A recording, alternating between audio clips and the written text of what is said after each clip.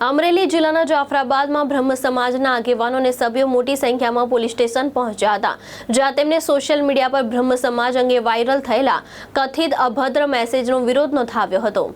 સમાજના આગેવાનોનું કહેવું છે કે આવા વાંધાજનક અને અપમાનજનક મેસેજથી સમાજની લાગણી દુભાઈ રહી છે।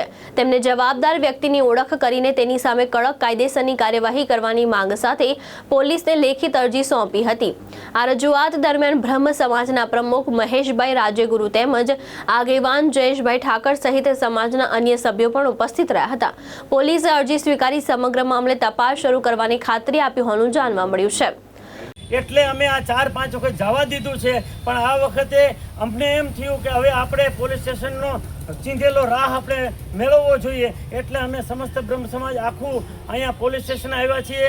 અમે અમારી નકલ અમે પીઓસો સાહેબને આપી છે અને આમાં સખત કાર્યવાહી થાય એવી અમે આ પોલીસ સ્ટેશનમાં અને સમસ્ત જાફરાબાદના તમામ કાસ્ટ અમારી સાથે છે।